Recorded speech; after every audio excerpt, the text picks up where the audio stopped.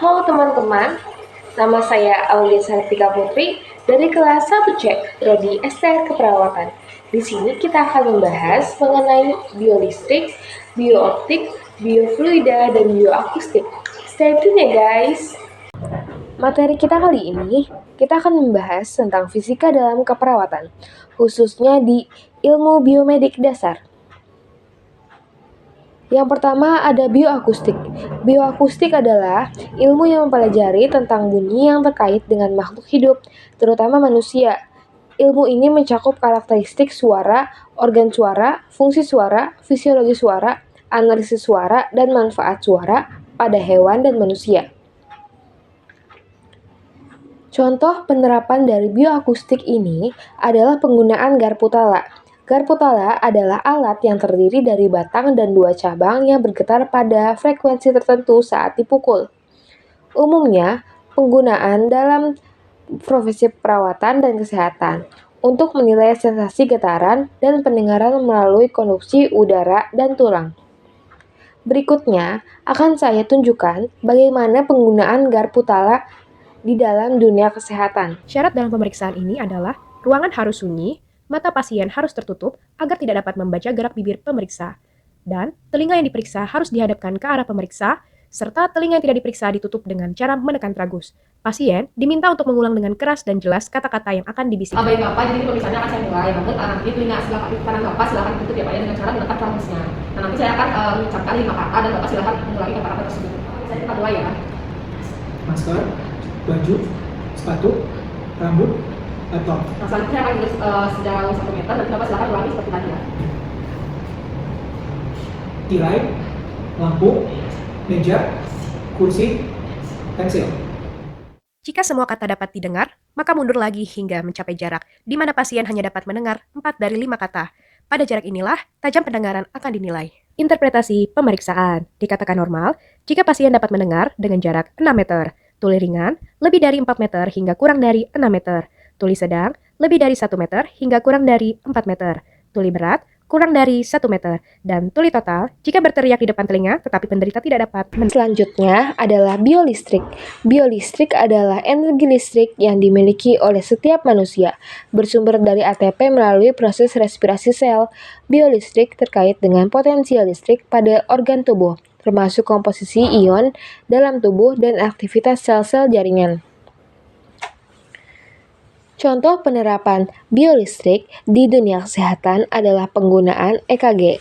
EKG adalah prosedur medis yang dilakukan untuk memeriksa fungsi jantung, termasuk aktivitas kelistrikannya. Dua hal yang terdeteksi melalui elektrokardiogram adalah lama waktu gelombang elektrik melalui pengukuran interval, serta jumlah aktivitas listrik pada otot jantung. Berikut ini akan saya tampilkan contoh penggunaan EKG di rumah sakit. Untuk yang hijau kita pasang ke kaki sebelah kiri.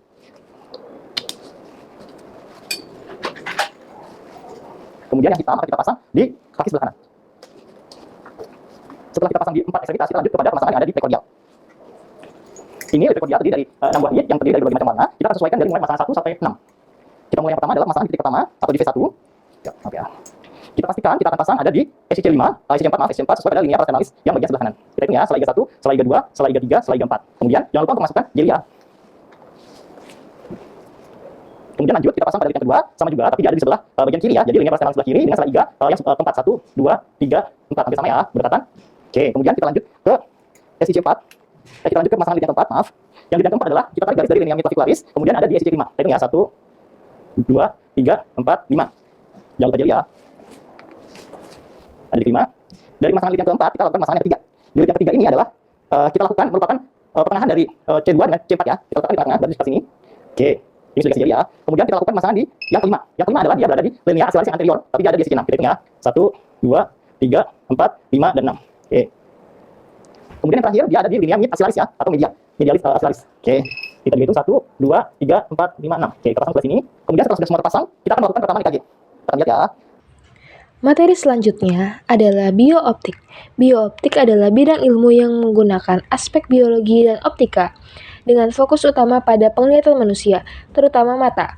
Biooptik melibatkan penelitian tentang bagaimana cahaya diproses dan diinterpretasikan oleh sistem penglihatan manusia. Contoh penerapan biooptik adalah penggunaan mikroskop. Mikroskop adalah instrumen yang biasa digunakan di laboratorium sains untuk memvisualisasikan objek yang sangat kecil, seperti sel, mikroorganisme, dan memberikan gambar yang kontras yang diperbesar.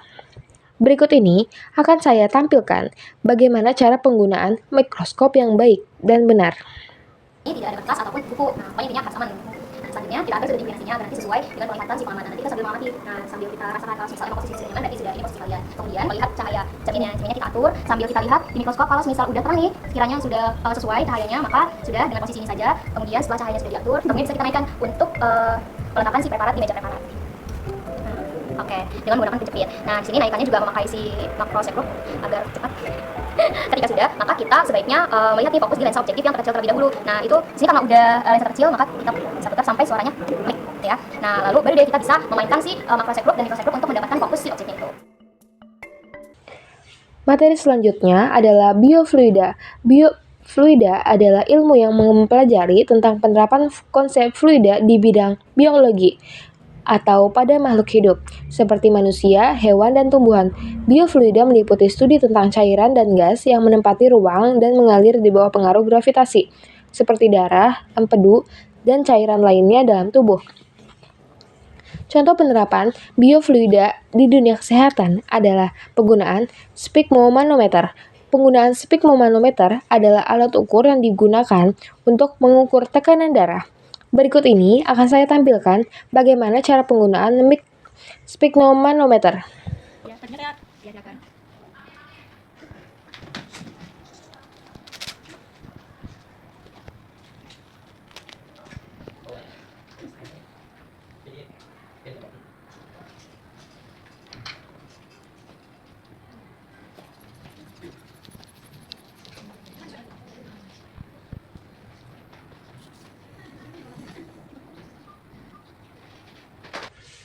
Sekian presentasi dari saya, kurang lebihnya mohon maaf. Terima kasih.